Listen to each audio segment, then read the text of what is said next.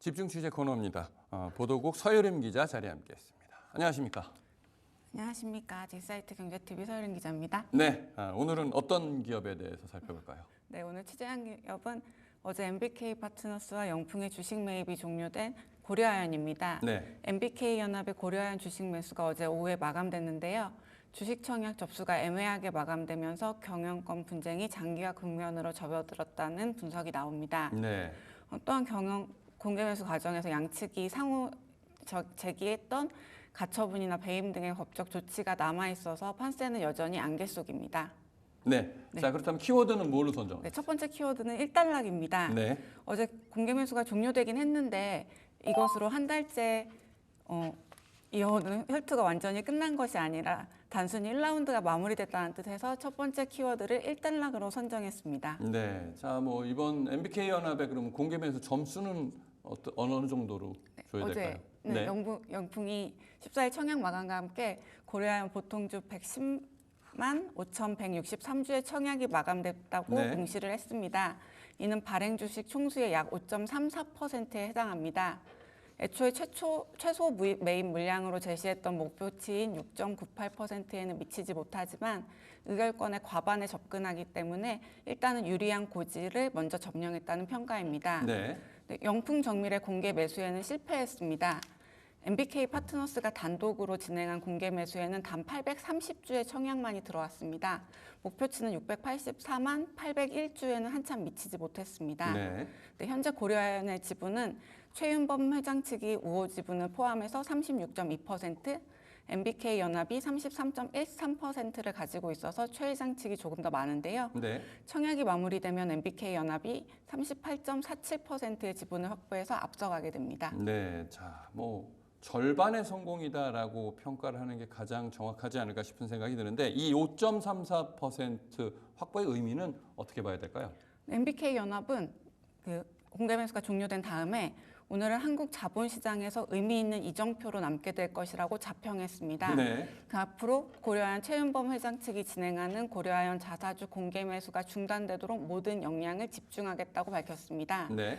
또 MBK 연합은 3조 원이 넘는 대규모의 차입 방식으로 자기 주식 공개 매수하는 것은 고려아연에 돌이킬 수 없는 손해를 발생시킬 것이고 회사 재무구조에 피해를 입히는 것뿐만 아니라 남은 주주들에게도 손해가 전가될 것이라고 말했습니다. 네. 고려아연은 상대가 제시한 목표치에 확실히 미달한 것으로 판단된다면서 추후에 적절히 대응하겠다는 입장을 밝혔습니다. 네, 알겠습니다. 첫 번째 일단락됐다라는 부분 살펴봤고요. 두 번째 키워드는 뭘로 잡으셨나요?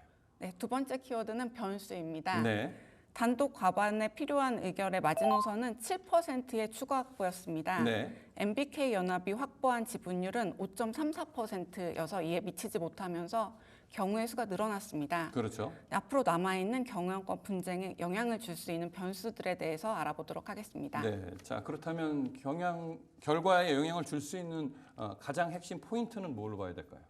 아무래도 자사주 매입이 고려아연의 자사주 매입이 어떻게 끝날지 자사주 매입을 얼마나 할 수 있을지 네. 그게 제일 관전 포인트인 것 같습니다. 네, 그 부분을 한번 살펴주시죠. 네, 고려아연에 대한 공개 매수는 주당 89만 원, 네. 최대 물량은 20%까지로 23일까지 진행됩니다. 네. 고려아연이 사들이는 주식은 자사주여서 의결권은 없습니다. 그래서 만약에 목표치 달성에 성공을 하더라도 의결권을 가지는 주식은 베인 캐피탈이 사들일 물량인 최대 2.5%로 제한이 됩니다. 이렇게 되면 최윤범 회장 측의 우호 지분은 최대 36.51%로 예측이 됩니다.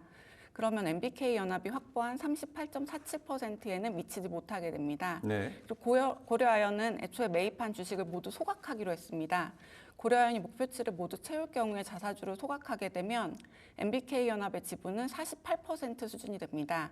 근데 공개 매수 물량이 적어지면 소각하는 물량도 줄어들기 때문에 네. 의결권의 지분도 낮아질 수 있어서 상황은 유동적입니다. 네, 참 여러 가지 복잡하게 아직도 현재 상황이 남아 있는 거고 이거에 대한 여러 가지 또 해결 방안을 양측에서 모색을 할 것 같은데 남아 있는 법적인 리스크는 뭐가 있나요? 네, 영풍은 앞서서 지난 2일에 고려아연 이사회의 자사주 매입이 회사 전체 주주의 이익을 해하는 배임 행위라면서 관련 절차를 중지시켜달라는 취지의 가처분 신청을 중앙지법에 냈습니다. 네. 이 가처분 신청의 첫 신문 기일이 18일입니다. 심리는 이달에 영풍이 고려한 측에 제기했던 자기 주식 취득 금지 가처분 신청을 기각했던 재판부가 맡을 예정입니다. 네. 이 밖에도 서로 주고받은 고소건이 워낙 여러 건이 진행 중이어서 이 결과에 따라서 여러 가지 변수가 작용할 수 있습니다. 네, 알겠습니다. 자, 그렇다면 세 번째 키워드는 뭐로 뽑으셨나요? 세 번째 키워드는 장기전으로 잡았습니다. 네. 네, 양측이 모두 확실한 과반 의결수 의석이 확보가 어려워지면서 이번 경영권 분쟁은 장기전을 예고하고 있습니다. 네. 절대 강자가 없는 상황에서 양쪽의 싸움은 기타 주주와 국민연금 등이 캐스팅 보트 역할을 하는 장기전이 될 전망입니다. 네. 그래서 마지막 키워드는 장기전입니다. 네, 알겠습니다. 자, 공개 매수를 MBK 연합이 마쳤는데요. 앞으로의 계획은 어떻게 되나요? 네, MBK 연합은 공개 매수 절차가 마무리되는 대로 네. 주주총회를 열어달라고 네, 청구를 할 것으로 보입니다. 네네. 현재 고려연의 이사회에는 총 13명이 있는데 장영진 영풍 고문을 제외하고 12명은 모두 최은범 회장 측의 사람들로 채워져 있습니다. 네. MBK 연합은 임시 주주총회를 열어서 이 이사회 멤버들을 바꿀 계획으로 전해집니다. 네. 뭐 앞서 이 키워드에도 장기전이라고 얘기를 했는데 경영권 다툼 언제까지 이어질 것으로 생각하세요?